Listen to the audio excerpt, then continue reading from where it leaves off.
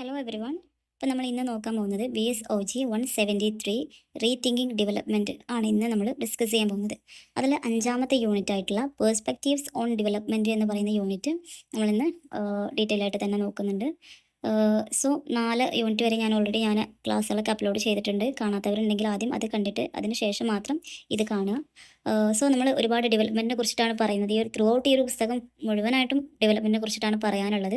അപ്പം ഡെവലപ്മെൻറ്റ് എന്ന് പറയുമ്പം പലതരത്തിലുള്ള മീനിങ് നമ്മൾ ഇതുവരെ ഓരോ യൂണിറ്റിലും നമ്മൾ പഠിച്ചു. നമുക്കറിയാം ഡെവലപ്മെൻറ്റ് എന്ന് പറയുന്ന ആ ഒരു സംഭവം വികസിപ്പിച്ചത് അല്ലെങ്കിൽ വികസിക്കാൻ തുടങ്ങിയിട്ടുള്ളത് നമ്മുടെ വേൾഡ് വാർ സെക്കൻഡിൻ്റെ ശേഷമാണ്. അപ്പം ഡെവലപ്മെൻറ്റ് എന്ന് പറയുമ്പോൾ ഒരു ഓവറോൾ ആയിട്ടുള്ളൊരു ഇമ്പ്രൂവ്മെൻറ്റ് നമ്മുടെ എക്കണോമിക് മേഖലയിലും സോഷ്യൽ മേഖലയിലും പൊളിറ്റിക്കൽ മേഖലയിലും നമ്മുടെ കൾച്ചറൽ ലൈഫിൽ പോലുള്ള ഇമ്പ്രൂവ്മെൻറ്റിനെയാണ് എന്ത് പറയുന്നത്, ഡെവലപ്മെൻറ്റ് എന്ന് പറയുന്നത്. ഇപ്പോൾ ഈ ഒരു ഡെവലപ്മെൻറ്റിൻ്റെ വക്താക്കൾ ആരായിരുന്നു? ആഡം സ്മിത്ത്, കാൾ മാർക്സ്, അതുപോലെ തന്നെ മാക്സ് വെബർ, ഇവരൊക്കെയായിരുന്നു. അപ്പം പണ്ടൊക്കെ എക്കണോമിക് ഗ്രോത്ത് ആയിരുന്നു ഡെവലപ്മെൻറ്റ് എന്നുള്ളത് മനസ്സിലാക്കി. പക്ഷേ പിന്നീട് മനസ്സിലായി ഒരു ഹ്യൂമൻ വെൽഫെയറും കൂടെ അതിൽ വേണം. ബട്ട് പിന്നീട് മനസ്സിലായത് സസ്റ്റൈനബിൾ ഡെവലപ്മെൻറ്റും കൂടെ അതിൽ അത്യാവശ്യമാണെന്നുള്ളത് അവർ മനസ്സിലാക്കി. അവരൊക്കെ അതിനേക്ക് ഉൾക്കൊള്ളിച്ചു എന്നുള്ളതാണ്. അത് നമ്മുടെ ടെക്സ്റ്റിൽ പറയുന്നുണ്ട് 3 എറാസ് ഓഫ് ഡെവലപ്മെൻറ്റ് എന്നുള്ള ആ ഒരു ഇതിൻ്റെ 3 എറ അഥവാ 3 വേർഷൻ. ഫസ്റ്റ് പറയുന്നത് റൈസ് ഓഫ് മാൻ. മനുഷ്യന്മാർ ആദ്യം ജനിച്ചിരുന്നത് എങ്ങനെയുള്ള ആൾക്കാരായിട്ട്, അഗ്രികൾച്ചർ ആയിട്ടുള്ള ആ ഒരു ഇതിലായിരുന്നു ജനിച്ചിട്ടുണ്ടായിരുന്നത്. അപ്പം പിന്നീട് എന്താണ്, ഒരു സിറ്റീസിലേക്ക് പോയി, പിന്നെ അതെന്താണ് ഒരു സിവിലൈസേഷൻ എന്നുള്ള രീതിയിലേക്ക് മാറി എന്നുള്ളതാണ്. പിന്നെ രണ്ടാമത് പറയുന്നത് rice of Europe and north America. അപ്പം അവിടെയൊക്കെ എന്ന് പറയുമ്പം ക്യാപിറ്റലിസം, അതുപോലെ തന്നെ ഒരു മാർക്കറ്റ് കൊളോണിയലിസം ഒക്കെ നടക്കുന്ന ഒരു ഇതാണ്. അപ്പം അവരുടെ ഒരു എറ അത് കഴിഞ്ഞിട്ടാണ് ഗ്ലോബൽ ഡെവലപ്മെൻറ്റ് എറ എന്ന് പറയുന്ന എറ. അപ്പം ഈ ഒരു ഗ്ലോബൽ ഡെവലപ്മെൻറ്റ് എറ പറയുന്നത് ആഫ്റ്റർ 1917 ആണ് ഇതിൻ്റെ ഒരു അഥവാ വേൾഡ് വാർ സെക്കൻഡിന് ശേഷമാണ് ഈ ഒരു എറ തുടങ്ങിയിട്ടുള്ളത്. ഇപ്പോൾ ഗ്ലോബൽ ഡെവലപ്മെൻറ്റ് എറ എന്ന് പറയുന്ന ഈ ഒരു എറ തുടങ്ങിയിട്ട് അപ്പോൾ 3 എറാസാണ്: rise of man, rise of Europe, then global development era എന്ന് പറയുന്നത്. ജസ്റ്റ് മനസ്സിലാക്കി വെക്കുക, അത്രയേ ഉള്ളൂ. എന്താ അങ്ങനെയൊന്നും ചിന്തിക്കേണ്ട. പിന്നീട് നമ്മൾ വരുന്ന മെയിനായിട്ടുള്ള ടോപ്പിക്കുകൾ ഒന്നാണ് പേഴ്സ്പെക്റ്റീവ്സ് ഓൺ ഡെവലപ്മെൻറ്റ്. എന്തൊക്കെ പേഴ്സ്പെക്റ്റീവ്സ് ആണ് ഡെവലപ്മെൻറ്റിനെ കുറിച്ചിട്ട്? നമ്മുടെ ഏർലിയർ ആയിട്ടുള്ള നമ്മുടെ ആദ്യത്തെ ഒരു വേർഷൻ നമ്മൾ ഓൾറെഡി പറഞ്ഞതാണ് കേട്ടോ. അതൊക്കെ ആദ്യം നമ്മൾ എന്താണ്, ഒരു ഇൻഡസ്ട്രിയൽ ആയിട്ടുള്ള ഗ്രോത്ത്, മോഡേണൈസേഷൻ, ഇതൊക്കെയാണ് വികസനം. നമ്മുടെ ഈ ഒരു എന്താണ്, വ്യവസായ മേഖലയിലുള്ള ഒരു വളർച്ചയും അതുപോലെ തന്നെ ആളുകളൊക്കെ മോഡേണൈസേഷനിലേക്ക് മാറുന്ന ആ ഒരു സാഹചര്യത്തെയാണ് ശരിക്കും ആദ്യകാലത്ത് ഡെവലപ്മെൻറ്റ് എന്ന് പറഞ്ഞത്. പക്ഷേ പിന്നീടാണ് മനസ്സിലായത് എന്താണ്, ഹ്യൂമൻ വെൽബീയിങ്ങും അതുപോലെ തന്നെ സോഷ്യൽ ജസ്റ്റിസും ഒക്കെ കിട്ടുന്നതാണ് ഡെവലപ്മെൻറ്റ് എന്നുള്ളത്.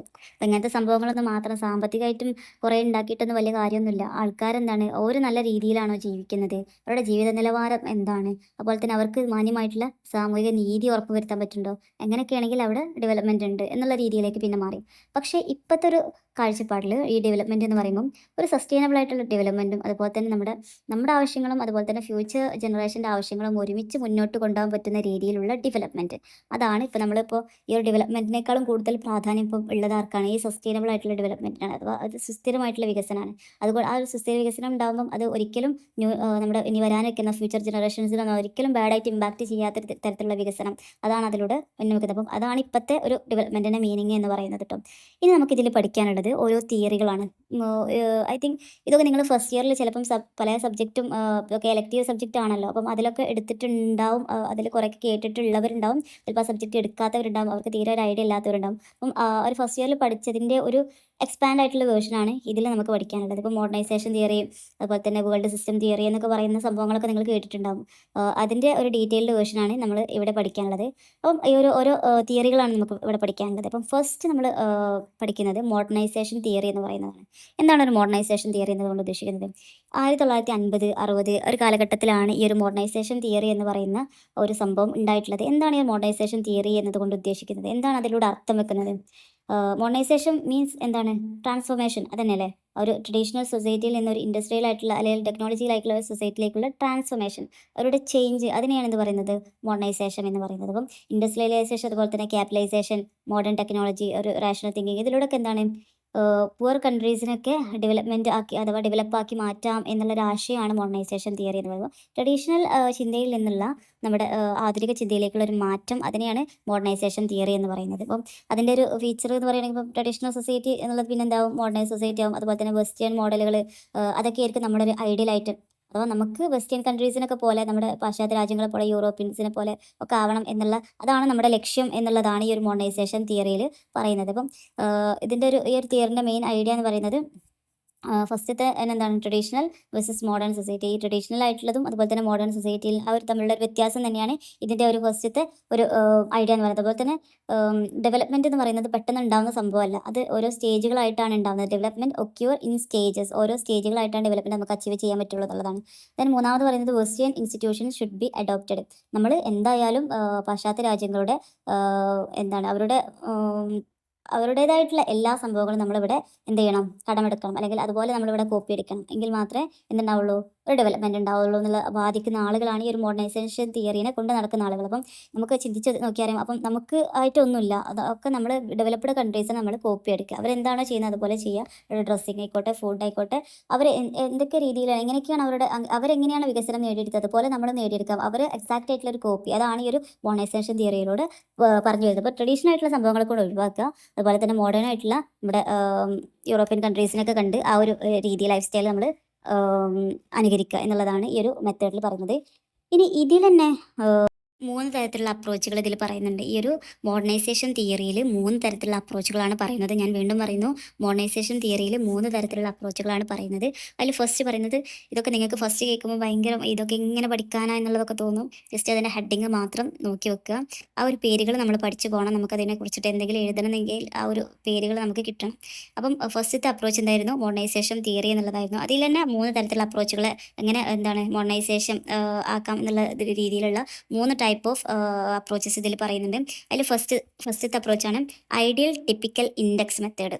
ഈ ഒരു മെത്തേഡിനെ ഓൾസോ ഗ്യാപ്പ് അപ്രോച്ച് എന്ന് വിളിക്കുന്നുണ്ട്. അപ്പം ഐഡിയൽ ടിപ്പിക്കൽ ഇൻഡെക്സ് മെത്തേഡ്. അപ്പം ഐഡിയൽ എന്ന് പറയുമ്പോൾ നമ്മൾ ഒരാളെ അനുകരിക്കുന്ന നമ്മുടെ ഐഡിയൽ ആയിട്ട് ആരെങ്കിലും ഒക്കെ ഉണ്ടാവുമല്ലോ.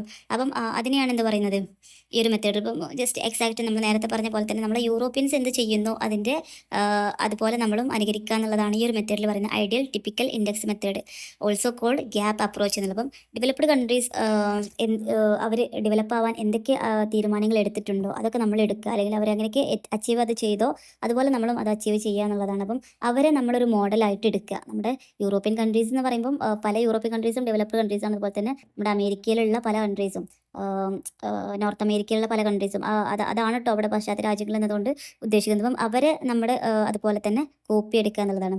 അപ്പം ഇവർ ഈ ഒരു കാഴ്ചപ്പാടിൽ പറയുന്നത്, ഈ ഒരു ഡെവലപ്മെൻറ്റ് എന്ന് പറയുന്നത് ഈ ഡെവലപ്ഡ് കൺട്രീസും അതുപോലെ തന്നെ അണ്ടർ ഡെവലപ്ഡ് കൺട്രീസും തമ്മിലുള്ള ഒരു ഗ്യാപ്പ് കുറക്കുമ്പോഴാണ് അവിടെ ഡെവലപ്മെൻറ്റ് ഉണ്ടാവുള്ളൂ എന്നുള്ളത്. അപ്പം എങ്ങനെ ഗ്യാപ്പ് കുറക്കുക, അവരെങ്ങനെയാണോ അവർ ഉയർന്ന് ഡെവലപ്ഡ് ആയത് അതുപോലെ നമ്മളും ഇത് ചെയ്യുക, എങ്കിൽ മാത്രമേ നമ്മൾ ഗ്യാപ്പ് കുറഞ്ഞ് നമ്മളും ഡെവലപ്ഡ് ആവുള്ളൂ എന്നുള്ള ഐഡിയക്കാരാണ് ഈ ഒരു ഐഡിയൽ ടിപ്പിക്കൽ ഇൻഡെക്സ് മെത്തേഡിലുള്ള ആളുകൾ. അപ്പോൾ അത് മനസ്സിലാക്കിക്കുക. ഇനി ഇതിൻ്റെയും കുറച്ച് വേർഷൻസ് പറയുന്നുണ്ട്. 2 കാര്യങ്ങൾ ഈ ഒരു മെത്തേഡിൽ ഐഡിയൽ ടിപ്പിക്കൽ ഇൻഡെക്സ് മെത്തേഡിലും 2 മെത്തേഡുകൾ പറയുന്നുണ്ട്. അതിൽ ഫസ്റ്റ് പറയുന്നതാണ് ടാൽകോട്സ് പാഴ്സൺസ് പാറ്റേൺ വേരിയബിൾ അപ്രോച്ച് എന്നുള്ളത്. അത് ഒരാളെ അപ്രോച്ചാണ്, ടാൽകോട്സ് പാഴ്സൺസ് പാറ്റേൺ വേരിയബിൾ അപ്രോച്ച്. ഇയാളെ പേര് പഠിച്ചേക്കുക.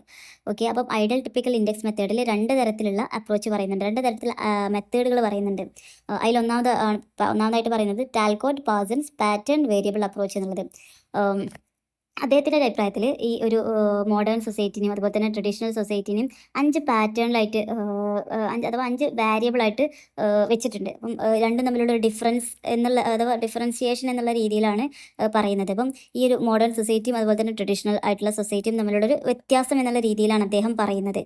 അപ്പം ഈ ഒരു മോഡേൺ സൊസൈറ്റി എന്ന് പറയുന്നത് അതിൽ ഫസ്റ്റ് പോയിന്റ് ആയിട്ട് വരുന്നത് യൂണിവേഴ്സലിസം എന്നുള്ളതാണ്. അതിൽ ട്രഡീഷണൽ സൊസൈറ്റി ആകുമ്പം പെർട്ടിക്കുലറിസം, ഈ 2 സംഭവമാണ് പറയുന്നത്. അപ്പം എന്താണ് അപ്പം മോഡേൺ സൊസൈറ്റിയിലുള്ള യൂണിവേഴ്സലിസം എന്നതുകൊണ്ട് എന്താണ് ഉദ്ദേശിക്കുന്നത്? ഇപ്പം ഒരു ക്വാളിറ്റി ആയിട്ടുള്ള ഒരു ക്വാളിഫിക്കേഷനാണ് എന്ത് പറയുന്നത്, യൂണിവേഴ്സലിസം എന്ന് പറയുന്നത്. ഇപ്പോൾ പാർട്ടിക്കുലറിസം പറഞ്ഞാൽ എന്താണ്, നമ്മുടെ പേഴ്സണൽ ആയിട്ടുള്ള റിലേഷൻഷിപ്പിനെ സംബന്ധിച്ച് അല്ലെങ്കിൽ ആ ഒരു ബേസിൽ മറ്റുള്ളവർക്ക് പരിഗണന നൽകുക, അല്ലെങ്കിൽ മറ്റുള്ളവർക്ക് ഒരു ജോലിയുടെ ആവശ്യത്തിനാണെങ്കിൽ അവർക്ക് ജോലി നൽകുക. അപ്പം നമ്മളെ ബന്ധു നിയമനം ഒക്കെ ഉണ്ടല്ലോ, അതുപോലെയുള്ളതിനെയാണ് പറയുന്നത് പെർട്ടിക്കുലറിസം എന്ന് പറയും. അപ്പം നമ്മുടെ ഒരു മോഡേൺ സൊസൈറ്റിയിൽ ഒരിക്കലും ഒരു പെർട്ടിക്കുലറിസം നടപ്പാക്കാൻ പറ്റില്ല. കാരണം എന്താണ്, മോഡേൺ സൊസൈറ്റിയിൽ ഒരുപാട് ക്വാളിഫിക്കേഷനുള്ള ആളുകളുണ്ടാവും. അപ്പം അവരുടെ ക്വാളിഫിക്കേഷൻ അനുസരിച്ചിട്ട് മാത്രമേ നമുക്ക് അവരുടെ ജോബിൽ അറ്റൻഡ് ചെയ്യാൻ പറ്റുള്ളൂ എന്നുള്ളതാണ്. അപ്പം അതാണ് ഈ മോഡേൺ സൊസൈറ്റിയും ട്രഡീഷണൽ സൊസൈറ്റിയും തമ്മിലുള്ള വ്യത്യാസമാണ് കേട്ടോ ഇവിടെ പറയുന്നത്. രണ്ടാമത് പറയുന്നതാണ് അച്ചീവ്മെൻറ്റ് എന്ന് പറയുന്നത്. അച്ചീവ്മെൻറ്റ് എന്ന് പറയുമ്പോൾ എങ്ങനെയാണ് ഒരു കാര്യം അച്ചീവ് ചെയ്യുക, അവരുടെ ഒരു നിറഞ്ഞ അല്ലെങ്കിൽ കണ്ടിന്യൂസ് ആയിട്ടുള്ള ഒരു ഹാർഡ് വർക്കിലൂടെയാണ് അവർക്ക് എന്ത് ചെയ്യാൻ പറ്റുള്ളൂ, അവരുടെ ഗോൾ അച്ചീവ് ചെയ്യാൻ പറ്റുള്ളൂ. എന്നാലോ ആസ്ക്രിപ്ഷൻ എന്നുള്ളതാണ് ട്രഡീഷണൽ സൊസൈറ്റിയിൽ പറയുന്നത്.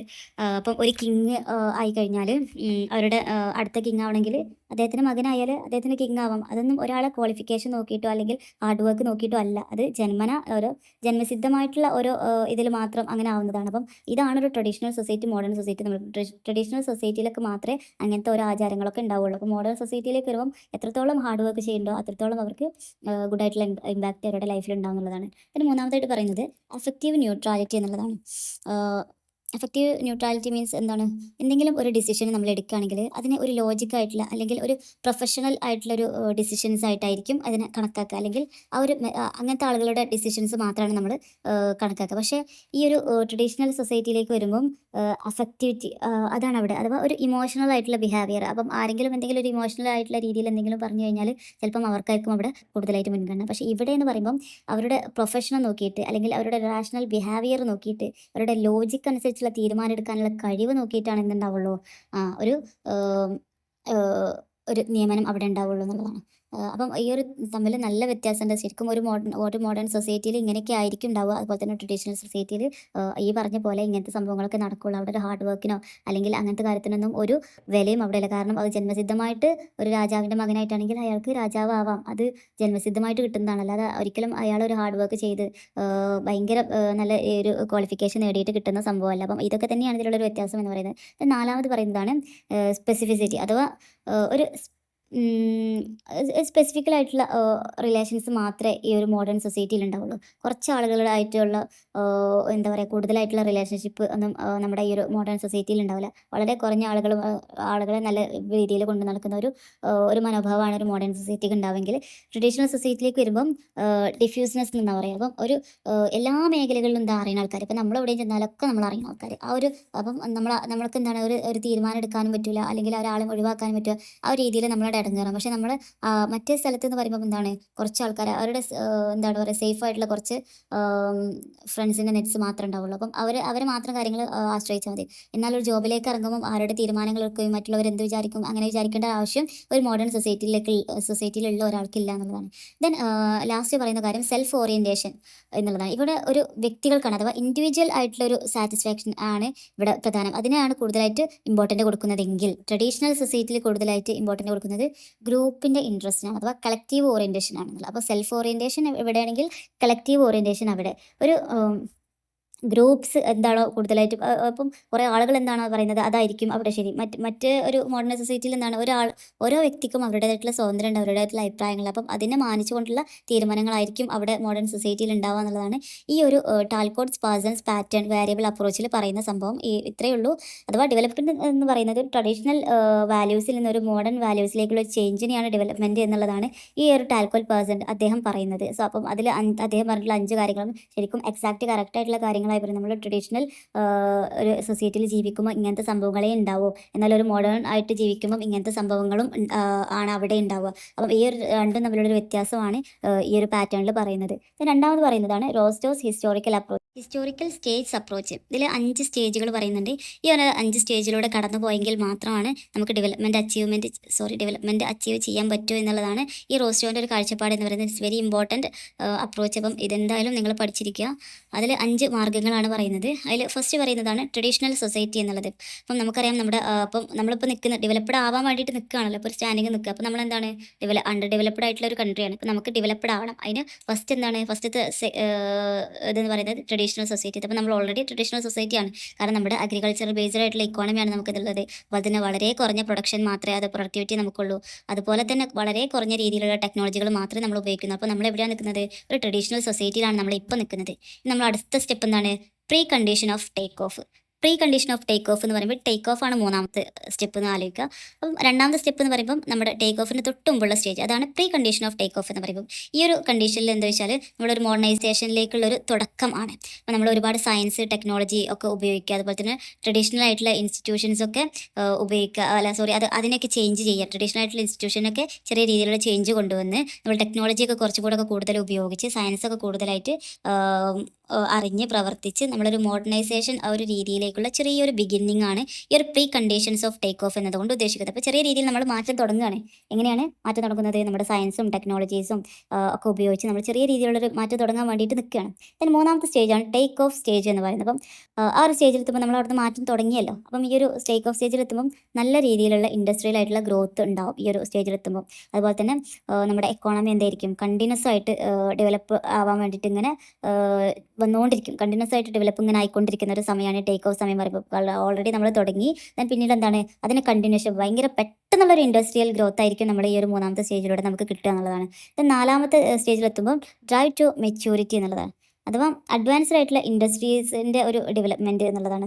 അപ്പം നമ്മൾ കൂടുതലായിട്ട് എക്സ്പോർട്ട് ചെയ്യാൻ വേണ്ടിയിട്ട് ശ്രദ്ധിക്കുക. അതുപോലെ തന്നെ ഇമ്പോർട്ട് വളരെ കുറച്ച്, ഇമ്പോർട്ടിൻ്റെ ആശ്രയിക്കൽ വളരെ കുറച്ച് നമ്മൾ കൂടുതലായിട്ട് നമ്മൾ ഉണ്ടാക്കുന്ന വിഭവങ്ങളൊക്കെ പുറം രാജ്യങ്ങളിലേക്ക് കയറ്റി അയക്കുന്ന കണ്ടീഷനിലെത്തും. നമ്മൾ ഓൾറെഡി ടേക്ക് ഓഫിൽ എന്താണ് നമ്മൾ നല്ല രീതിയിലുള്ള എക്കണോമിക് ഗ്രോത്ത് ഉണ്ടാക്കി കഴിഞ്ഞു, ഇൻഡസ്ട്രിയൽ ഗ്രോത്ത് ഒക്കെ ഉണ്ടാക്കി കഴിഞ്ഞു. അപ്പം നമുക്ക് ഇനി എന്ത് ചെയ്യാം? ആളുകൾക്ക് മറ്റുള്ള രാജ്യങ്ങളിലേക്ക് അത് എന്ത് ചെയ്യാം?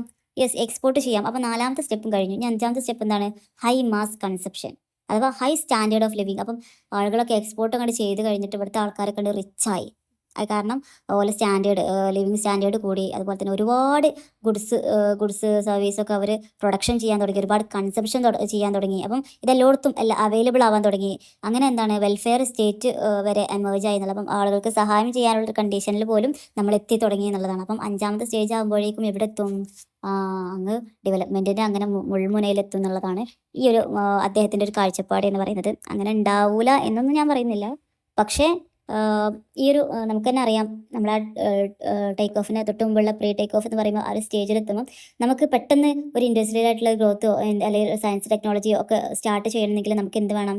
നല്ല രീതിയിലുള്ള സേവിങ്സും ഇൻവെസ്റ്റ്മെൻറ്റും അതുപോലെ തന്നെ നല്ലൊരു എൻ്റർപ്രണർഷിപ്പും ഒക്കെ വേണം. അതുപോലെ തന്നെ ഇൻസ്റ്റിറ്റ്യൂഷനായിട്ടുള്ള റിഫോംസ് വേണമെന്ന് അവർ പറയുന്നുണ്ട്. പക്ഷേ അതിന് തക്കതായിട്ടുള്ള സാഹചര്യം നമുക്ക് ഉണ്ടാവണം. അതുപോലെ തന്നെ നമുക്ക് കറക്റ്റായിട്ട് ഫോറിനേഴ്സിൽ നിന്ന് എന്താണ് ഫോറിൻ എയ്ഡ് നമുക്ക് കിട്ടണം. എങ്കിലൊക്കെ മാത്രമാണ് ഈ പറഞ്ഞ ഈ പ്രീ ടേക്ക് ഓഫിൻ്റെ ആ ഒരു സ്റ്റേജ് അവിടെ എന്തേ ഉള്ളൂ, കംപ്ലീറ്റ് ആവുള്ളൂ എന്നുള്ളതാണ്. അപ്പം ഇങ്ങനെയൊക്കെ പറയാനൊക്കെ നല്ല സുഖമാണ്. പക്ഷെ അതൊക്കെ പ്രാവർത്തികമാക്കി ആ ഒരു സെറ്റപ്പിൽ ഇപ്പം ഇതൊക്കെ ഒരു 5 സ്റ്റേജിലൂടെയൊക്കെ ഒരു രാജ്യത്തിന് പെട്ടെന്നൊക്കെ അങ്ങോട്ട് മാറാൻ കഴിയാതെ വെച്ചെങ്കിൽ ഇന്നത്തെ കാലത്ത് ഒരിക്കലും ഒരു അണ്ടർ ഡെവലപ്ഡ് ആയിട്ടുള്ള കൺട്രീസ് ഉണ്ടാവില്ലായിരുന്നു. അപ്പം എല്ലാ അപ്രോച്ചിനും ഉണ്ടാവും കേട്ടോ അതിൻ്റേതായിട്ടുള്ള പോസിറ്റീവ്സും അതുപോലെ തന്നെ നെഗറ്റീവ്സും ഒക്കെ ഉണ്ടാവും.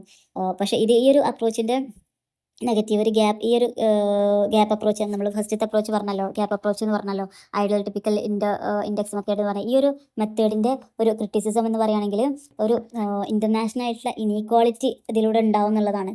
കാരണം ഇതൊക്കെ നടപ്പിലായാലല്ലേ ഇതൊക്കെ ഒരു ഇതാവുള്ളൂ. അല്ലെങ്കിൽ എന്താണ് എപ്പോഴും ആ ഒരു ഇനീക്വാലിറ്റി അവിടെ തുടർന്നു കൊണ്ടേയിരിക്കുന്നില്ല. അതുപോലെ തന്നെ ഒരു കൊളോണിയലിസത്തിന് ഒന്നും ഇത് എതിർക്കുന്നില്ല. അതൊക്കെ അതിൻ്റെ ഭാഗമായിട്ടുള്ള രീതിയിലാണിത് പറയുന്നത്. അതുപോലെ തന്നെ ഗ്ലോബലായിട്ടുള്ള ഒരു എക്സ്പ്ലോയിറ്റേഷൻ അതിനൊന്നും കൺസെപ്റ്റ് ഇപ്പോൾ ഇൻഡസ്ട്രിയലായിട്ട് ഉഷാറാക്കി വിടുക എന്നല്ലാതെ അത് എത്രത്തോളം അത് എൻവയോൺമെൻറ്റിനെ ബാധിക്കുന്നു അങ്ങനത്തെ ഒരു ചിന്തകളൊന്നും ഈ ഒരു അപ്രോച്ചുകാർക്ക് ഇല്ല എന്നുള്ളതാണ്.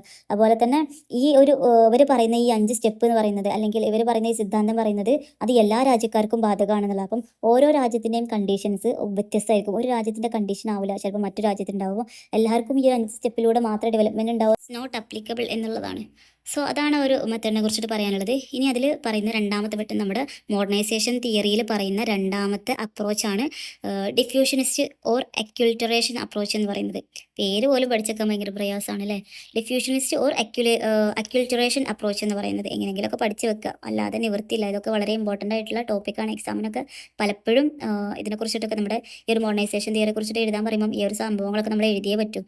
അപ്പം ഈ ഒരു അപ്രോച്ച് എന്ന് പറയുന്നത് ഈ ഡെവലപ്മെൻറ്റ് സംഭവിക്കുന്നത് മോഡേൺ ഐഡിയാസ് അതുപോലെ തന്നെ കൾച്ചറൊക്കെ സ്പ്രെഡ് ആവുന്നതിലൂടെ നമ്മുടെ എവിടുന്നാണ് സ്പ്രെഡ് ആവുന്നത്? ഡെവലപ്ഡ് ആയിട്ടുള്ള കൺട്രീസിൽ നിന്ന് അണ്ടർ ഡെവലപ്ഡ് ആയിട്ടുള്ള കൺട്രീസിലേക്ക് ഇത് വ്യാപിക്കുമ്പോഴാണ് എന്ത് സംഭവിക്കുന്നത്? ഡെവലപ്മെൻറ്റ് സംഭവിക്കുന്നത്. അപ്പം ഇതൊക്കെ ഈ ഒരു പറയുന്ന ഈ അപ്രോച്ചുകളൊക്കെ ഏകദേശം സെയിം ആയിട്ടുള്ള സംഭവങ്ങളാണ് കേട്ടോ. അതുകൊണ്ടാണ് ഇത് മോഡേണൈസേഷൻ തിയറി. കാരണം ഫുള്ളായിട്ട് നമ്മൾ മറ്റൊരു നോക്കിയിട്ട് കോപ്പി അടിക്കണം എന്നുള്ള അപ്രോച്ചാണ് നമ്മുടെ മോഡേണൈസേഷൻ തിയറിയിൽ പറയുന്നത്. അവരെ തന്നെ ആശ്രയിക്കുക അല്ലെങ്കിൽ അവരുടെ ചിട്ടാവട്ടങ്ങളൊക്കെ നോക്കി അവരെ തന്നെ ഒരു ഐഡിയലാക്കിയിട്ട് പ്രവർത്തിക്കുക എന്നുള്ളതാണ് ഈ ഒരു മോഡേണൈസേഷൻ തിയറിൻ്റെ ഒരു പ്രധാനപ്പെട്ട ഒരു കോർ ഭാഗം എന്ന് പറയുന്നത്. അപ്പം അതിനെ ബേസ് ചെയ്തിട്ടുള്ളതായിരിക്കും ഇതിലൊക്കെ വരിക എന്നുള്ളത് മനസ്സിലാക്കി വെക്കാം. ഇപ്പം നമുക്കറിയാം നമ്മൾ മറ്റുള്ളവരെ ആശ്രയിക്കുകയാണല്ലോ. അപ്പോൾ വേറെ കൺട്രീസ് മറ്റുള്ള ഡെവലപ്ഡ് കൺട്രീസിൽ നിന്ന് എന്തൊക്കെ അഡോപ്റ്റ് ചെയ്യണം? Technology, capital, institutions, western culture പോലെ നമ്മൾ അഡോപ്റ്റ് ചെയ്യണം എന്നുള്ളതാണ് ഈ ഒരു അപ്രോച്ച്. അതായത് developed countries influence poor countries എന്നുള്ളതാണ്. അതാണ് ഈ ഒരു മെത്തേഡിൽ പറയുന്നത്, ഈ ഒരു അപ്രോച്ചിൽ പറയുന്നത്. ദെൻ അതിൽ പറയുന്ന ലാസ്റ്റത്തെ അപ്രോച്ചാണ് സൈക്കോളജിക്കൽ അപ്രോച്ച് എന്ന് പറയുമ്പോൾ. ഈ സൈക്കോളജിക്കൽ അപ്രോച്ച് എന്ന് പറയുമ്പം ഈ ഡെവലപ്മെൻറ്റ് എന്ന് പറയുന്നത് ശരിക്കും എന്തിനെ ബേസ് ചെയ്തിരിക്കും? നമ്മുടെ പീപ്പിൾസിൻ്റെ വാല്യൂസ്, അവരുടെ ആറ്റിറ്റ്യൂഡ്സ്, അല്ലെങ്കിൽ അവരുടെ മോട്ടിവേഷൻ, ഇങ്ങനത്തെ കാര്യങ്ങളൊക്കെ ബേസ് ചെയ്തിരിക്കും ഒരു എന്താ പറയുക ഡെവലപ്മെൻറ്റ് എന്നുള്ളതാണ് ഇവരുടെ ഒരു കാഴ്ചപ്പാട് എന്ന് പറയുമ്പോൾ. എക്കണോമിക് ആയിട്ടുള്ള ഗ്രോത്ത് സംഭവിക്കുന്നത് പീപ്പിൾസിന് തോന്നണം, ഒരു സ്ട്രോങ് ഡിസയർ അവർക്ക് വേണം. നമ്മൾ ഈ ഒരു കാര്യം സക്സസ് ചെയ്യും, അല്ലെങ്കിൽ അത് നമ്മൾ വിജയിക്കും, അല്ലെങ്കിൽ നമ്മൾ ഇങ്ങനെ ചെയ്യും എന്നുള്ള തോന്നൽ ആർക്കാദ്യം വേണം?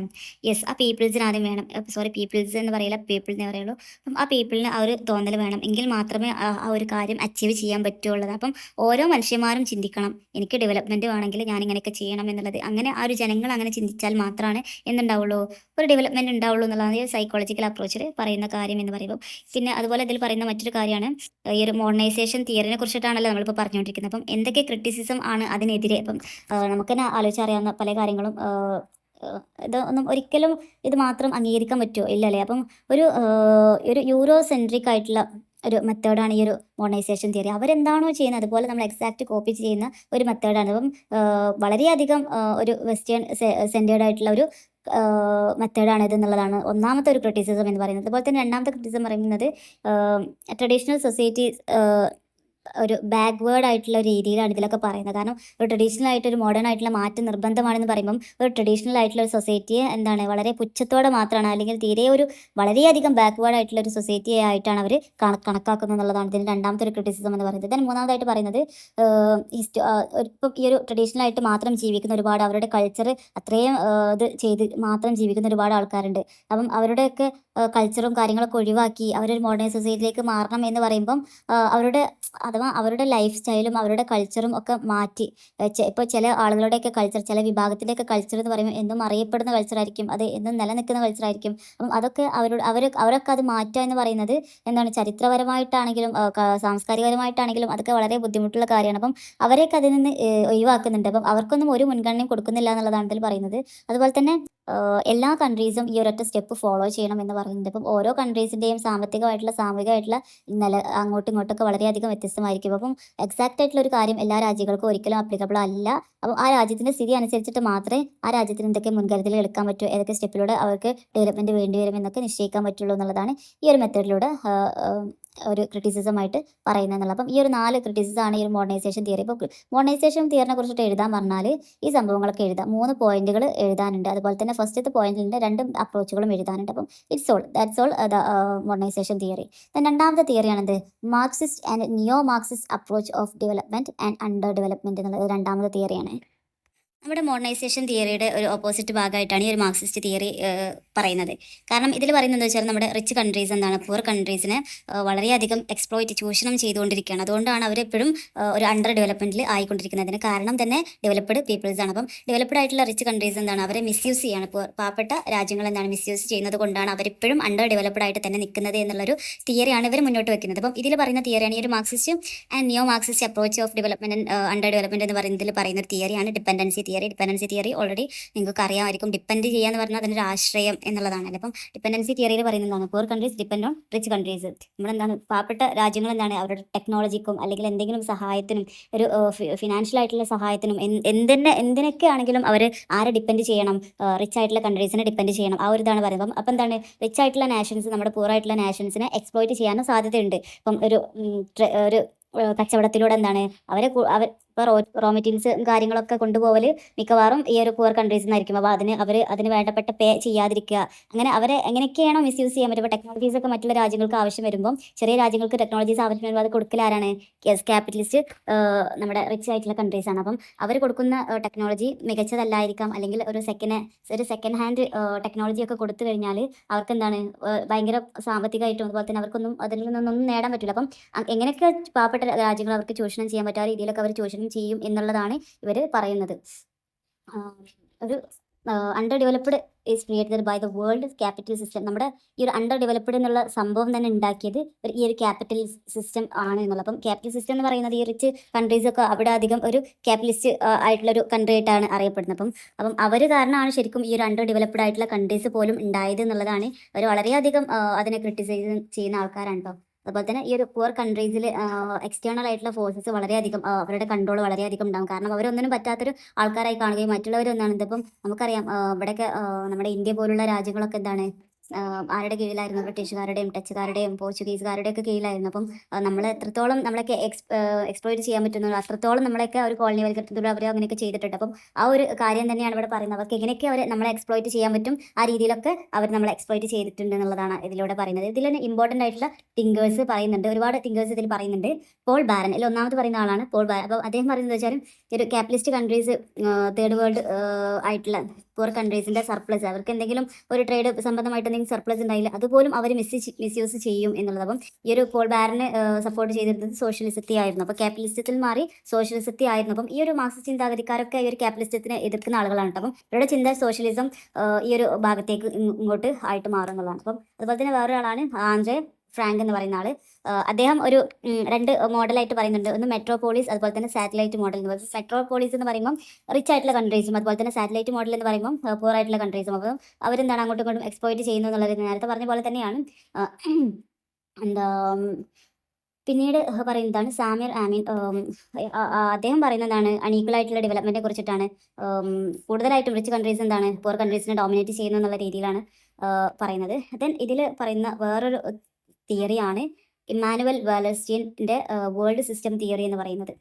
ഈ ഒരു വേൾഡ് സിസ്റ്റം തിയറി എന്ന് പറയുന്നത് ഈ ഒരു നമ്മുടെ ഡിപ്പെൻഡൻസി തിയറി പോലെ തന്നെ ഇതിലുള്ള ഒരു തിയറി തന്നെയാണ് വേൾഡ് സിസ്റ്റം തിയറി എന്ന് പറയുന്നത്. അപ്പം നമ്മൾ എന്തായാലും അറിഞ്ഞിരിക്കണം. ഇതൊക്കെ എക്സാമിന് കുറേ ക്വസ്റ്റ്യൻസിൽ ഞാൻ കണ്ടിട്ടുണ്ട്. സോ എന്താണ് ഇമ്മാനുവൽ വാലസ്റ്റീൻ്റെ വേൾഡ് സിസ്റ്റം തിയറി എന്തുകൊണ്ട് ഉദ്ദേശിക്കുന്നത്? അദ്ദേഹം പറയുന്നത് വെച്ചാൽ ഈ ഒരു വേൾഡിനെ 3 തരത്തിൽ ഭാഗിക്കാൻ പറ്റും. ഒന്ന് കോർ എന്നുള്ള ഭാഗം, അതുപോലെ തന്നെ 2 പെരിഫെറി എന്ന് പറയുന്ന ഭാഗം, അതുപോലെ തന്നെ 3ാമത് സെമി പെരിഫെറി എന്ന് പറയുന്ന ഭാഗം. ഒരു മിഡിൽ ആയിട്ടുള്ള പൊസിഷനാണ് സെമി പെരിഫെറി എന്നതുകൊണ്ട് ഉദ്ദേശിക്കുന്നത്. അപ്പോൾ ഈ കോർ കൺട്രീസ് എന്ന് പറയുമ്പോൾ റിച്ച് കൺട്രീസിനെയാണ് ഉദ്ദേശിക്കുന്നത്. പെരിഫെറി എന്ന് പറയുമ്പോൾ പുവർ എക്സ്പ്ലോയിറ്റഡ് ആയിട്ടുള്ള കൺട്രീസിനെയാണ് പറയുന്നത്. അപ്പോൾ സെമി പെരിഫെറി പറയുന്നത് എന്താണ് മിഡിൽ പൊസിഷനിൽ നിൽക്കുന്ന ആളുകൾ, ഡെവലപ്പിംഗ് ആയിട്ടുള്ള കൺട്രീസിനെയാണ് അവർ പറയുന്നത്. അപ്പം ഈ ഒരു ഇതിൽ പറയുന്നത് വെച്ചാൽ ഈ ഒരു തിയറിയിൽ പറയുന്നത് വെച്ചാൽ വെൽത്ത് നമ്മുടെ പെരിഫെറിയിൽ നിന്ന് എങ്ങോട്ടാണ് പോകുന്നത്? കോറിലേക്കാണ്. ഇപ്പം റോ മെറ്റീരിയൽസിനും മറ്റും അവർ ആശ്രയിക്കുന്നത് ദരിദ്ര രാജ്യങ്ങളെയാണെങ്കിൽ ഈ ദരിദ്ര രാജ്യങ്ങളിൽ നിന്നാണ് സമ്പത്തുകളെല്ലാം എങ്ങോട്ട് പോകുന്നത്? കോർ രാജ്യങ്ങളിലേക്ക് പോകുന്നത് എന്നുള്ളതാണ് ഈ ഒരു തിയറി പറയുന്നത്. ദെൻ അതിൽ പറയുന്നത് ക്യാപിറ്റലിസം ക്രിയേറ്റ് ഗ്ലോബൽ ആയിട്ടുള്ള ഇനീക്വാളിറ്റി. ഈ ഒരു ക്യാപിറ്റലിസം എന്താണ് ഒരു ഗ്ലോബൽ ആയിട്ടുള്ള ഇനീക്വാളിറ്റി സൃഷ്ടിക്കുന്നുണ്ട് എന്നുള്ളതാണ് ഇവരുടെ ഒരു വാദം എന്ന് പറയുന്നത്. അപ്പം ലോകം മുഴുവനും അല്ലെങ്കിൽ ഒരു യൂണിവേഴ്സൽ ആയിട്ടുള്ള ഒരു ഇനീക്വാളിറ്റി സൃഷ്ടിക്കാൻ ഈ ഒരു ക്യാപിറ്റലിസം കാരണമാവുന്നുണ്ട് എന്നുള്ളത്. അപ്പോൾ ക്യാപിറ്റലിസത്തിന് അപ്പാടെ എതിർത്ത് ഒരു സോഷ്യലിസത്തിനെ സപ്പോർട്ട് ചെയ്യുന്നവരാണ് ഈ ഒരു മാർക്സിസ്റ്റ് ഈ രീതിയിലുള്ള നിയോ മാർക്സിസ്റ്റ് ചിന്താഗതിക്കാരൊക്കെ എന്നുള്ളത് മനസ്സിലാക്കി വെക്കാം. നമ്മുടെ മോഡേണൈസേഷൻ തിയറിയിൽ വരുമ്പം ക്യാപിറ്റലിസത്തിന് മാത്രം എന്ത് ചെയ്യുക അതിന് മാത്രം സെൻറ്റർ ആക്കിയിട്ടുള്ള ഒരു തിയറി ആയിരുന്നെങ്കിൽ അതെന്താണ് ഇത് സോഷ്യലിസത്തിന് സെൻറ്റർ ആക്കിയിട്ടുള്ള ഒരു തിയറിയാണ് ഇവരുടെ തിയറി എന്ന് പറയുന്നത്. അപ്പം അങ്ങനെയൊക്കെയാണെങ്കിലും ഇവർക്കെതിരെയും ഒരുപാട് ക്രിറ്റിസിസം വരുന്നുണ്ട്. അപ്പം ഇവർക്കെതിരെയുള്ള ക്രിറ്റിസിസം പറയുന്നതെന്ന് വെച്ചാൽ അവരെന്താണ് കൂടുതലായിട്ടും എക്സ്റ്റേണൽ ഫോക്കസിനെയാണ് കൂടുതലായിട്ട് എക്സ്റ്റേണൽ ഫാക്ടേഴ്സിനെയാണ് കൂടുതലായിട്ടും ഫോക്കസ് ചെയ്യുന്നത് എന്നുള്ളതാണ്. അപ്പം മറ്റുള്ള രാജ്യങ്ങൾ അവരെ ഇങ്ങനെ ആക്കുന്നു അല്ലെങ്കിൽ മറ്റുള്ള രാജ്യങ്ങൾ അങ്ങനെ ഭയങ്കര രീതിയിൽ എന്താണ് എക്സ്പ്ലോയിറ്റ് ചെയ്യുന്നു എന്നൊക്കെ പറയുമ്പോഴും ആ രാജ്യത്തിൻ്റെ ഉള്ളിൽ എന്ത് നടക്കുന്നു എന്നുള്ള അവിടെ രാജ്യത്തിൻ്റെ ഉള്ളിലുള്ള ഇൻറ്റേർണൽ പ്രോബ്ലംസിൽ എന്താണ് അവർ വലിയ മൈൻഡ് വെക്കുന്നില്ല. മറ്റുള്ള രാജ്യങ്ങൾ ഈ രാജ്യങ്ങളെ ഉപയോഗപ്പെടുത്തുന്നതിൽ കാര്യങ്ങൾ പറയുന്നുണ്ടെങ്കിലും ആ സ്വന്തം രാജ്യത്തിനുള്ളിൽ അതിനുള്ളിൽ എന്തൊക്കെ പ്രശ്നങ്ങളുണ്ട് എന്നുള്ളത് ഇവരെ ബാധിക്കുന്നില്ല എന്നുള്ളതാണ് ഇതിൽ പറയുന്ന ഒന്നാമത്തെ ഒരു ക്രിറ്റിസിസം എന്ന് പറയുന്നത്. അതുപോലെ തന്നെ ഈ ഒരു വേൾഡ് സിസ്റ്റം തിയറി എന്നൊക്കെ പറയുന്നത് നമ്മളിപ്പോൾ പറഞ്ഞ പെരിഫെറി എന്ന് പറയുന്ന ഈ ഒരു തിയറി എന്ന് പറയുന്നത് ഒരു യൂറോ സെൻട്രിക് ആയിട്ടുള്ള ഒരു തിയറിയാണ് എന്നുള്ളൊരു അഭിപ്രായം ആളുകൾക്കിടയിലുണ്ട് എന്നുള്ളതാണ്. പക്ഷേ ഇതിനൊരു സൊല്യൂഷൻ എന്ന് പറയുന്ന രീതിയിലും അവർ പറയുന്ന സൊല്യൂഷൻ എന്ന് പറയുന്നത് break away from capitalistic system. ഈ ഒരു ക്യാപിറ്റൽ സിസ്റ്റത്തിൽ നിന്ന് എന്താണ് വിട്ടു നിൽക്കുക, അതിനെ തൊടേ ചെയ്യരുത്. അതുപോലെ തന്നെ എന്താണ് ഫോളോ സോഷ്യലിസ്റ്റ് പാത്ത് ഫോർ ഡെവലപ്മെൻറ്റിന് കൂടുതലായിട്ടും സോഷ്യലിസ്റ്റ് ആയിട്ടുള്ള വഴികൾ മാത്രം സ്വീകരിക്കുക, ക്യാപിറ്റലിസ്റ്റ് ആയിട്ടുള്ള വഴികൾ സ്വീകരിക്കാതിരിക്കുക എന്നുള്ളതാണ് ഇവരുടെ ഒരു തിയറി. അപ്പം ഒരു കൂട്ടർ ക്യാപിറ്റലിസത്തിന് പിന്തുണയ്ക്കുമ്പോൾ മറ്റൊരു കൂട്ടർ എന്താണ് സോഷ്യലിസത്തെ പിന്താങ്ങുന്നു എന്നുള്ളതാണ് ഈ ഒരു രണ്ട് ടേമും തമ്മിലുള്ളൊരു വ്യത്യാസം എന്ന് പറയുന്നത്. ഇനി അടുത്ത് പറയുന്നത് നിയോ ലിബറൽ പേഴ്സ്പെക്റ്റീവ്. 2 പേഴ്സ്പെക്റ്റീവ് നമ്മൾ പറഞ്ഞു, ഇനി 3ാമത്തെ പേഴ്സ്പെക്റ്റീവാണ് നിയോ ലിബറൽ പേഴ്സ്പെക്റ്റീവ് എന്ന് പറയുന്നത്. ഇതിൽ പറയുന്നത് വെച്ചാൽ ഡെവലപ്മെൻറ്റ് ഒരു ഫ്രീ മാർക്കറ്റ് ഇക്കോണമി ആയിട്ടുള്ളതാണ് പറയുന്നത്. ഇപ്പം ഇതിൽ ഗവൺമെൻറ്റിൻ്റെ കൺട്രോൾ കുറച്ചിട്ടുള്ള ഒരു തിയറിയാണ് ഇവർ പറയുന്നത്. ഗവൺമെൻറ്റിൻ്റെ കൺട്രോൾ കുറയ്ക്കുക, അതുപോലെ തന്നെ പ്രൈവറ്റ് സെക്ടറിൻ്റെ കൺട്രോൾ മാർക്കറ്റിൽ പ്രൈവറ്റ് സെക്ടേഴ്സിൻ്റെ കൺട്രോൾ കൂട്ടി ഗവൺമെൻറ് കൺട്രോൾ കുറയ്ക്കുന്ന ഒരു രീതിയാണ് നിയോ ലിബറൽ പേഴ്സ്പെക്റ്റീവിൽ പറയുന്നത്.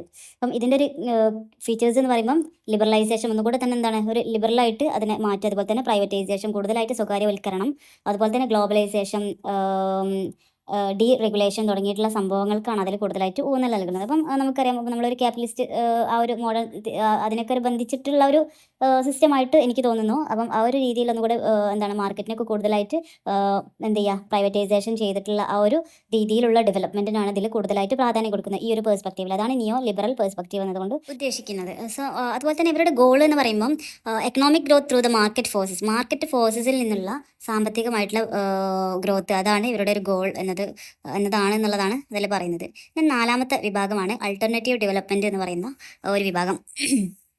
ഇതിൽ പറയുന്നത് അൾട്ടർനേറ്റീവ് ഡെവലപ്മെൻറ്റ് ഈ ഒരു തിയറിയിൽ പറയുന്നത് വെച്ചാൽ ഡെവലപ്മെൻറ്റ് എന്താണ് ഫ്രം ബിലോ എന്നുള്ളതാണ്. അപ്പം ഗ്രാസ് റൂട്ട് ലെവലിലുള്ള ഒരു വികസനം ആണ് ഇവർ. സാധാരണ വികസനം എന്താണ്, ഉയരത്തിൽ നിന്ന് താഴോട്ടുള്ള രീതിയുണ്ട്, അതുപോലെ തന്നെ താഴോട്ട് നിന്ന് മുകളിലേക്കുള്ള രീതിയൊക്കെ ഉണ്ട് വികസനത്തിൽ. അപ്പം ഇവർ പറയുന്ന എന്താണ് ഗ്രാസ് റൂട്ട് ലെവലിൽ നിന്നുള്ള വികസനമാണ് നല്ലത് എന്നുള്ള അഭിപ്രായമുള്ള ആൾക്കാർ. അപ്പം കൂടുതലായിട്ടും ലോക്കലായിട്ടുള്ള പീപ്പിൾസിനെ പാർട്ടിസിപ്പേഷൻ ചെയ്യിക്കുക എന്ന് തുടങ്ങിയിട്ടുള്ള രീതിയിലുള്ള, അഥവാ പൂറായിട്ടുള്ള ആളുകളെയും സാധാരണ ലോക്കൽ ആളുകളെയും ഒക്കെ അവരുടെ ഡെവലപ്മെൻറ്റ് പ്രോഗ്രാമിൽ കൂടുതൽ ഉൾച്ചേർത്ത് കൊണ്ടുള്ള ഒരു ഡെവലപ്മെൻറ്റ്, അതാണ് അൾട്ടർനേറ്റീവ് ഡെവലപ്മെൻറ്റ് കൊണ്ട് ഉദ്ദേശിക്കുന്നത്. അപ്പം ഇതിൻ്റെ ഫീച്ചേഴ്സ് എന്ന് പറയുമ്പോൾ നമുക്ക് ഒരു സെൽഫ് റിലയൻസ് ഉണ്ടാവും, അതുപോലെ തന്നെ ഡീസെൻട്രലൈസേഷൻ, നമ്മുടെ എന്താണ് ഒന്നുകൂടെ ഒരു ഡീസെൻട്രലൈസ്. അപ്പം വലിയ വലിയ ഹൈ ലെവലുള്ള പൊസിഷനിലുള്ള ആളുകളെ ഒന്നും വലിയ രീതിയിൽ എന്താണ് ഉൾക്കൊള്ളിക്കാതെ പാവപ്പെട്ട ജനങ്ങളെയും അതുപോലെ തന്നെ സാധാരണക്കാരെയും ഒക്കെ ഉൾക്കൊള്ളിച്ചുകൊണ്ടുള്ള ഒരു വികസനമാണ് ഇത് മുന്നോട്ട് വെക്കുന്നത്. അതുപോലെ തന്നെ NGOസിൻ്റെ പാർട്ടിസിപ്പേഷനും അതൊക്കെ നോൺ ഗവൺമെൻറ്റൽ ഓർഗനൈസേഷൻ, അതാണ് NGO, നോൺ ഗവൺമെൻറ്റൽ ഓർഗനൈസേഷൻ. ഇങ്ങനത്തെ പല കമ്പനീസും കാര്യങ്ങളൊക്കെ ഉണ്ടാകും, ഗവൺമെൻറ് അല്ലാത്ത പല കമ്പനികൾ. അപ്പം അവരുടെയൊക്കെ എന്താണ് പാർട്ടിസിപ്പേഷൻ ഉറപ്പുവരുത്താൻ പറ്റും. അതുപോലെ തന്നെ ലോക്കലായിട്ടുള്ള ഒരു എംപവർമെൻറ്റിന് ഈ ഒരു ഡെവലപ്മെൻറ്റ് സഹായിക്കും. അതുപോലെ തന്നെ ബേസിക് നീഡിനോടുള്ള ഒരു അപ്രോച്ച് ഉണ്ടാകും. കാരണം സാധാരണ ജനങ്ങൾക്ക് എപ്പോഴും ആവശ്യം ഉണ്ടാവുക ബേസിക് നീഡ്സ് ആയിരിക്കും. അപ്പം അതൊക്കെ ഇതിലൂടെ എന്ത് പോകാൻ പറ്റും, മുന്നോട്ട് കൊണ്ടുപോകാൻ പറ്റും എന്നുള്ളതാണ് ഈ ഒരു അൾട്ടർനേറ്റീവ് ഡെവലപ്മെൻറ്റിൻ്റെ ഒരു പ്രാധാന്യം എന്ന് പറയുന്നത്. അപ്പം ഈ ഒരു രീതിയിൽ പറയുന്ന ഡെവലപ്മെൻറ്റിൻ്റെ ഇമ്പോർട്ടൻ്റ് ആയിട്ടുള്ള തിങ്കേഴ്സ് ആയിരുന്നു നമ്മുടെ മഹാത്മാഗാന്ധിയൊക്കെ കേട്ടോ. അപ്പം അവരുടെയൊക്കെ ഒരു ധാരണ എന്ന് പറയുന്നത് നമ്മുടെ ഈ ഒരു ഡെവലപ്മെൻറ്റ് സാധ്യമാവൽ എവിടെ നിന്നാണ്, ഗ്രാസ് റൂട്ട് ലെവലിൽ നിന്ന് താഴെ തട്ടിലുള്ള സാധാരണ ജനങ്ങളെ, അതുപോലെ തന്നെ NGOs തുടങ്ങിയിട്ടുള്ള പല സംഘടനകളെയും ഉൾക്കൊള്ളിച്ചു കൊണ്ടുള്ള അവരെയും ഇൻക്ലൂഡ് ചെയ്തുകൊണ്ടുള്ള ഒരു ഡെവലപ്മെൻറ്റ് പ്രവർത്തനം മാത്രമാണ് എന്ത് ശരിയായിട്ടുള്ള ഒരു ഡെവലപ്മെൻറ്റിലേക്ക് എത്തുള്ളൂ എന്നുള്ള കാഴ്ചപ്പാടുള്ള ആളുകളാണ് മഹാത്മാഗാന്ധി പോലത്തെ ആളുകൾ. അപ്പം അവർ വെക്കുന്ന ഒരു അപ്രോച്ചാണ് നമ്മൾ ഈ ഒരു ആൾട്ടർനേറ്റീവ് അപ്രോച്ച് എന്ന് പറയുന്നത്. ഞാൻ പിന്നീട് പറയുന്നതാണ് ഹ്യൂമൻ ഡെവലപ്മെൻറ്റ് പെർസ്പെക്റ്റീവ് എന്ന് പറയുമ്പോൾ ഇതിലെന്താണ് ഡെവലപ്മെൻറ്റിൽ തന്നെ കൂടുതലായിട്ടും ഇമ്പോർട്ടൻ്റ് എന്തിനു കൊടുക്കണം, ഹ്യൂമൻ ഡെവലപ്മെൻറ്റ് കൊടുക്കും. ഹ്യൂമൻ ഡെവലപ്മെൻറ്റ് എന്ന് പറയുമ്പോൾ എങ്ങനെ സാധ്യമാകും, ഹ്യൂമൻസിൻ്റെ വെൽബീയിങ്, അതുപോലെ തന്നെ കൂടുതൽ ജനങ്ങളെ ഫോക്കസ് ചെയ്യുക എന്നുള്ളത്. അപ്പം നമ്മുടെ എക്കോണമിനെ മാത്രം ഫോക്കസ് ചെയ്യാതെ കൂടുതലായിട്ടും ജനങ്ങളെ ഫോക്കസ് ചെയ്തുകൊണ്ടുള്ളൊരു ഇമ്പ്രൂവ്മെൻറ്റ്, അതാണ് ഹ്യൂമൻ ഡെവലപ്മെൻറ്റ് പെർസ്പെക്റ്റീവിൽ പറയുന്നത്. ഇപ്പം UNDP നമ്മുടെ യുണൈറ്റഡ് നേഷൻസ് ഡെവലപ്മെൻറ്റ് പ്രോഗ്രാമൊക്കെ പ്രൊമോട്ട് ചെയ്യുന്നത് എന്താണ്, ഹ്യൂമൻ ഡെവലപ്മെൻറ്റിനെയാണ്. അപ്പം ഈ ഹ്യൂമൻ ഡെവലപ്പ് ചെയ്യുന്ന അല്ലെങ്കിൽ അതിനെ കണക്കാക്കുന്നത് നമ്മുടെ HDI പോലത്തെ ഹ്യൂമൻ ഡെവലപ്മെൻറ്റ് ഇൻഡെക്സ് പോലത്തെ സംഭവങ്ങളൊക്കെ പിന്നീട് നിലവിൽ വന്നു എന്നുള്ളത്. അപ്പം ഈ ഒരു HDIയിലൊക്കെ എന്താണ്, എന്തിനെ ബേസ് ചെയ്തിട്ടാണ് ഡെവലപ്മെൻറ്റ് കണക്കാക്കുക, ഇൻകം, അതുപോലെ തന്നെ എഡ്യൂക്കേഷൻ, അതുപോലെ തന്നെ ലൈഫ് എക്സ്പെക്റ്റൻസി, ഈ ഒരു 3 കാര്യങ്ങൾ വെച്ചിട്ടാണ് HDIയിൽ ഹ്യൂമൻ ഡെവലപ്മെൻറ്റ് ഇൻഡെക്സിൽ എത്രത്തോളം ഡെവലപ്മെൻറ്റ് ഉണ്ടായിട്ടുള്ളത് കണക്കാക്കാൻ പറ്റുന്നത്. അപ്പം അതാണ് ഒരു ഹ്യൂമൻ ഡെവലപ്മെൻറ്റ് പെർസ്പെക്റ്റീവിൽ പറയുന്നത്. ദെൻ ഫെമിനിസ്റ്റ് ഡെവലപ്മെൻറ്റ് തിയറിയിൽ എന്താ പറയുന്നത് നോക്കാം നമുക്ക്. ഇതിൽ പറയുന്നത് വിമൻസിന് എന്താണ് കൂടുതലായിട്ട് ഡെവലപ്മെൻറ്റ് പ്രോഗ്രാംസിൽ ഇൻക്ലൂഡ് ചെയ്യിപ്പിക്കണം എന്നുള്ള അഭിപ്രായക്കാരാണ് ഫെമിനിസ്റ്റ് ഡെവലപ്മെൻറ്റ് തിയറി. നമ്മളൊക്കെ ഒരു ധാരണ പോലെ തന്നെ എന്താണ് അവരുടെ ഫെമിനിസ്റ്റ് എന്ന് പറയുമ്പോൾ തന്നെ എന്താണ് വിമൻസിൻ്റെ ആ ഒരു ഇത് നോക്കുന്ന ആളുകളാണല്ലോ. അപ്പം അവരുടെ എല്ലാത്തിനെയും വിമൻസിനെ ഇൻക്ലൂഡ് ചെയ്യിപ്പിക്കണം എന്നുള്ള കാഴ്ചപ്പാടുള്ള ആളുകളാണ് ഈ ഒരു ഫെമിനിസ്റ്റ് അത് ഉള്ളിൽ കൊണ്ട് നടക്കുന്ന ആളുകൾ എന്ന് പറയുമ്പം അവരെ കൂടുതലായിട്ടും ഡെവലപ്മെൻറ്റ് പ്രോഗ്രാംസിലും അതുപോലെ തന്നെ എല്ലാത്തിലും അവരെ ഒന്ന് ഇൻക്ലൂഡ് ചെയ്യിപ്പിക്കണം എന്നുള്ള ശക്തമായിട്ടുള്ള അഭിപ്രായം ഉള്ള ആളുകളാണ് ഈ ഒരു ഫെമിനിസ്റ്റ് ഡെവലപ്മെൻറ്റ് തിയറിയിൽ പറയുന്നത്. അപ്പം അവരുടെ അതുപോലെ തന്നെ ജെൻഡർ ആയിട്ടുള്ള ഇക്വാളിറ്റി ഒക്കെ നിലവിലുണ്ട്. അപ്പം അതൊക്കെ ഒഴിവാക്കിയിട്ട് എന്താണ് വിമൻസിൻ്റെ എംപവർമെൻറ്റ് ശക്തീകരിച്ച് തന്നെ മുന്നോട്ട് കൊണ്ടുപോകണം എന്നുള്ള ഒരു തിയറിയാണ്. എങ്കിൽ മാത്രമാണ് ഡെവലപ്മെൻറ്റ് സാധ്യമാകൂ എന്നുള്ള തിയറിയാണ് ഫെമിനിസ്റ്റ് ഡെവലപ്മെൻറ്റ് തിയറിയിൽ പറയുന്നത്. ദെൻ പിന്നീട് പറയുന്ന ലാസ്റ്റ് വിഭാഗമാണ് ആൻറ്റി ഡെവലപ്മെൻറ്റ് പെർസ്പെക്റ്റീവ് പറയുന്നത്. അപ്പം ഈ ഡെവലപ്മെൻറ്റിനെ എതിർക്കുന്ന ആളുകൾ, അപ്പം അത് ഏത് തരത്തിലായിക്കോട്ടെ, ഇപ്പം നമ്മൾ ഒരു വെസ്റ്റേൺ ഡോമിനേഷൻ ഇഷ്ടപ്പെടാത്ത ആളുകൾ, ഇപ്പം എങ്ങനെയാലും ഡെവലപ്മെൻറ്റ് എന്ന് പറയുമ്പോൾ നമ്മൾ എങ്ങോട്ടാണ് പോകാം, അതെ പാശ്ചാത്യ രാജ്യങ്ങളിലേക്ക് നമ്മൾ പോകും. അപ്പോൾ അവരുടെ ലൈഫ് സ്റ്റൈലും കാര്യങ്ങളൊക്കെ നമ്മൾ അതുപോലെ എടുക്കാൻ വേണ്ടിയിട്ട് ശ്രദ്ധിക്കും. അപ്പം അതിനെ എതിർക്കുന്ന ആളുകൾ, അപ്പം ആ ഒരു വെസ്റ്റേൺ ആയിട്ടുള്ള ഒരു ഡെവലപ്മെൻറ്റ് നമുക്ക് വേണ്ട എന്ന അഭിപ്രായം പറയുന്ന ആളുകളുണ്ടാവും. അതുപോലെ തന്നെ എന്താണ് ഒരു കൾച്ചറൽ ആയിട്ടുള്ള ഒരു ഇമ്പീരിയലിസം, അതുപോലെ തന്നെ ഒരു എൻവയോൺമെൻറ്റൽ തരത്തിലുള്ള ഡിസ്ട്രക്ഷൻ ഒക്കെ ഉണ്ടാവാൻ, അതുപോലെ ഗ്ലോബലൈസേഷൻ്റെ ഒക്കെ ഒരു ബാഡ് ആയിട്ടുള്ള ഇമ്പാക്റ്റ് ഈ ഒരു ഡെവലപ്മെൻറ്റ് ഉണ്ടാക്കും. സോ ഡെവലപ്മെൻറ്റ് വേണ്ട എന്നുള്ള ആൾക്കാർ ആൾക്കാർ ഇതിലുണ്ട് എന്നുള്ളത്. അപ്പം അതുപോലെ തന്നെ ഒരു ലോക്കലായിട്ടുള്ള ഒരു ഓട്ടോണമിനെ മാത്രം സപ്പോർട്ട് ചെയ്തെന്താണ് നമ്മുടെ വെസ്റ്റേണൈസേഷനെ ഓപ്പോസ് ചെയ്യുന്ന ആളുകളാണ് ഈ ഒരു വിഭാഗത്തിൽ ഉണ്ടാവുക എന്നുള്ളതാണ്. അപ്പം ഇതാണ് ഇപ്പം പലതരത്തിലുള്ള ആൾക്കാർ ഇപ്പം പല രീതിയിലും നമുക്ക് ഡെവലപ്മെൻറ്റ് സാധ്യമാകും എന്ന് പറയുമ്പോഴും ഡെവലപ്മെൻറ്റേ വേണ്ട എന്ന് പറയുന്ന ടീമാണ് ആൻറ്റി ഡെവലപ്മെൻറ്റ് പെർസ്പെക്റ്റീവിൽ പറയുന്ന ആളുകൾ എന്നുള്ളതാണ്. അപ്പം ഇത്രയാണ് ഈ ഒരു യൂണിറ്റിൽ പറയുന്നത്. ഇമ്പോർട്ടൻ്റ് ആയിട്ടുള്ള യൂണിറ്റാണ്. ചിലപ്പം ഏതെങ്കിലും ഒരു തിയറി വെച്ചിട്ട് ഡിസ്കസ് ചെയ്യാൻ പറയായിരിക്കും, അല്ലെങ്കിൽ എന്താണ് ഡെവലപ്മെൻറ്റ് പെർസ്പെക്റ്റീവ്സ് എന്താണെന്ന് ചോദിക്കുക. അപ്പോൾ നമ്മൾ എല്ലാ കാര്യങ്ങളും അതിൽ വിശദീകരിച്ച് എഴുതേണ്ടി വരും. അപ്പം ഡീറ്റെയിൽ ആയിട്ട് തന്നെ പഠിക്കുക. സോ ഇത്രയേ ഉള്ളൂ ഒരു യൂണിറ്റ്.